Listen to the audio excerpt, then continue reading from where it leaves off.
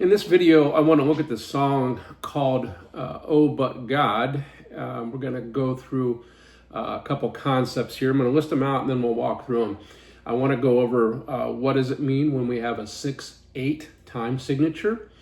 I want to look at the importance of knowing when to play, but also when not to play. So they're both very important. We're going to look at guitar pickup selection. So I've got this pickup selector. It'll give us different tonal options. We're going to look at using open chords versus bar chords. Okay. We're going to look at strumming patterns, whether we strum lightly or strum very busily. And then lastly, we're going to look at what's called a walking bass line. All right. Before I start playing, just a couple notes here. I'm playing in the key of C. I believe the original recording might be in B, but we're in the key of C. If you look at Planning Center at the individual isolated tracks, this is the EG2 track, which is mostly a rhythm track. So looking at EG2. I'm not going to go through the chords in detail. I'm assuming you have access to a chord chart, so you know what I'm playing. Again, and the time signature is 6/8, not 4/4. 6/8 is going to give us kind of that sway as opposed to a rock sound, all right? So just think of like a lullaby swaying, all right? So enough of me talking. Let's get into the playthrough. You know, I mentioned it's important when to play and when not to play. With this song, this guitar part doesn't come in until 1 minute and 30 seconds into the song. So we're going to hear the end of verse 3, but we start playing verse 4. So you really don't have much to do. You're free to worship at that time. So let's get going.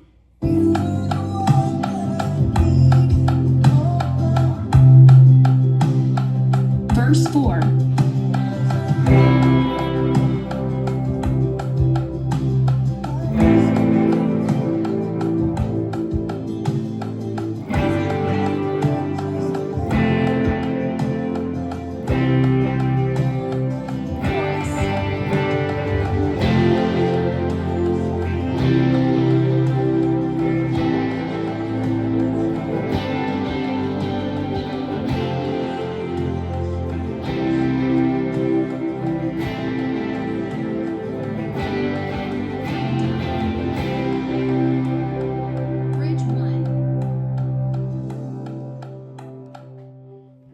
And there's a big rest there. We're not playing, and it lasts about 1 minute. So we're going to take this opportunity to look at what I did and what I didn't do. So let me get to my notes here. A couple of things I want to note is I'm using open chords and I'm doing single strum. So again, I said we talk about open versus bar chords.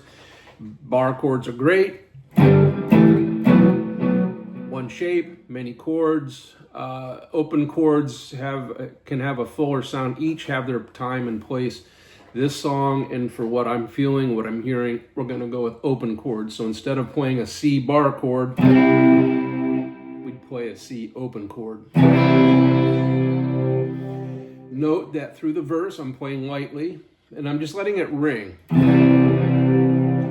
Avoid the temptation to get too busy and play this like an acoustic guitar. We don't want to.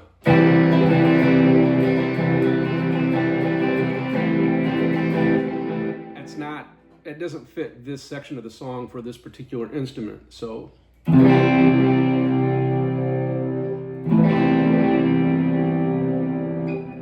Okay. One thing I want to call out too is the first two chords in that section are a C and an A minor 7. If you look at what I'm doing here, these chords are very, very similar. C chord, A minor 7. I'm just going to lift the one finger.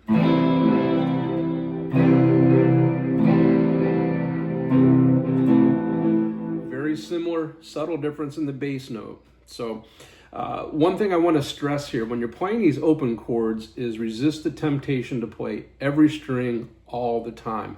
That you might be able to sneak that in once in a while, but it's really going to muddy up the sound. For clarity and more accuracy, you're going to worry about certain strings, and it depends on the chord. Sometimes we are going to play all 6 strings. Sometimes we're going to play the top 5 strings. So with the open C chord, I am not playing this bottom string. I'm playing the top 5 only. Same thing with the A minor 7, top 5 only. We're not playing this bottom E at all.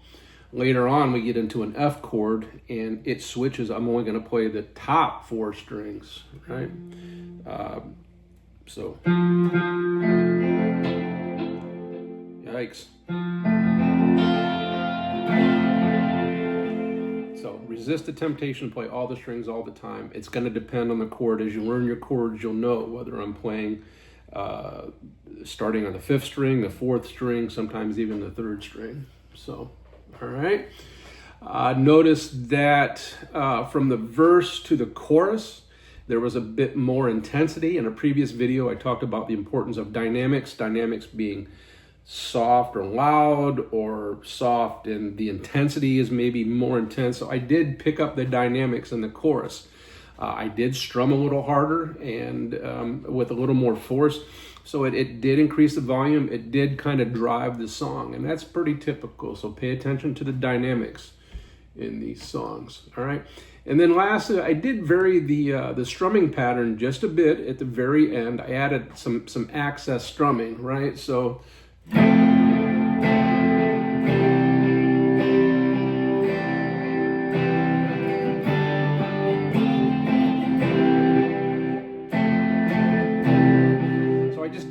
slightly from the single strums just to give us a little accent to kind of match the vocal pattern.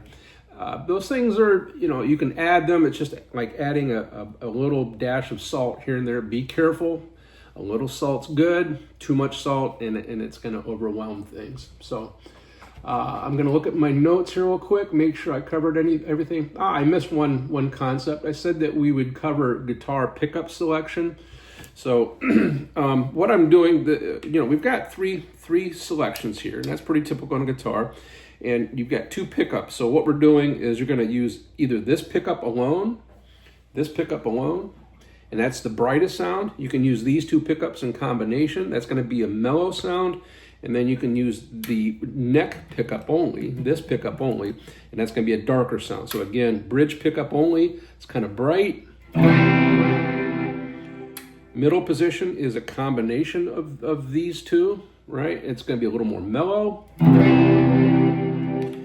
And then finally, the neck pickup, this switches all the way up. It's going to be a little darker. So you've got to decide, do I want it bright, mellow, or dark? For clean parts, I really like this middle position, and it's a combination of 2. This tends to be too bright by itself on clean parts. On slow parts, I call it kind of ice picky. This tends to be switches up, that neck pickup only. That can be a little muddy, a little too dark. This is a real nice blend, all right?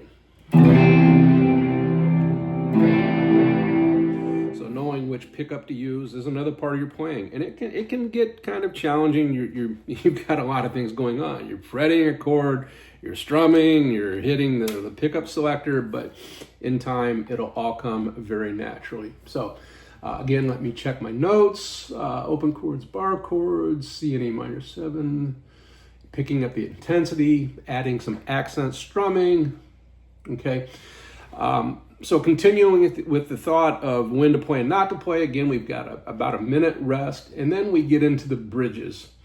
So I'm going to jump to the bridges here real quick, and that comes in about the 2-minute 30 mark. Let me get that rolling, and I'll play through, and then we'll talk through it. Bridge 1, build.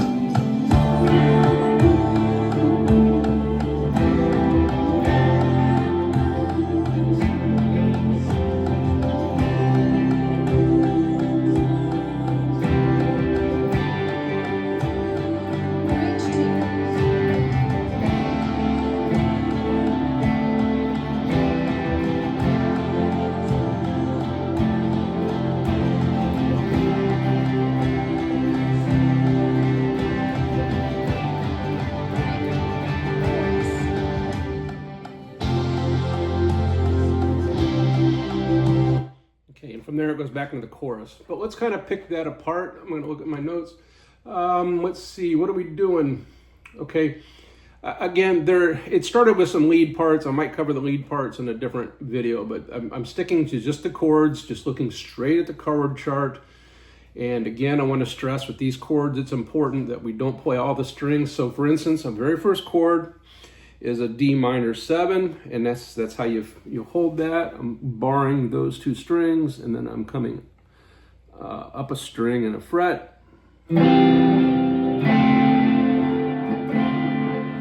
Then it's got this weird C/E chord to an F. And what's going on, that's the walking bass line that I talked about in the intro. The bass line is actually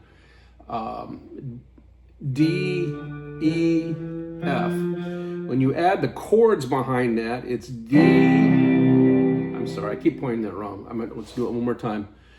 D. So that's that walking bass line. Duh, duh, duh, right? D minor 7. Played it wrong again.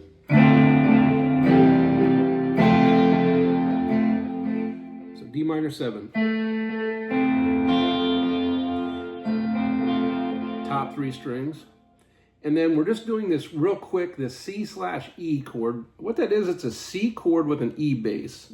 We've played the C chord already. This is the full C chord, but this is a C/E. That means the E note, there is an E note in the chord, but we're going to promote it to be the bass note. So there's a lot of ways to play it. For this song, the way it fits, we're going to play it this way.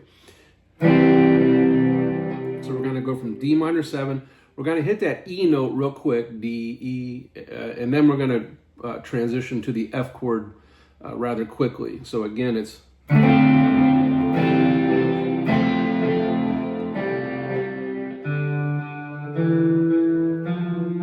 That's what you're listening for, that walking bass line.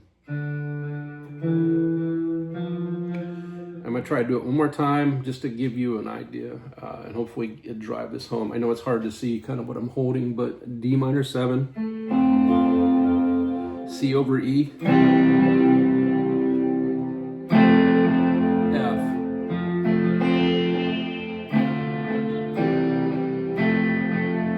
All right, so you're going to find that an awful lot in praise and worship music, and it's a walking bass line.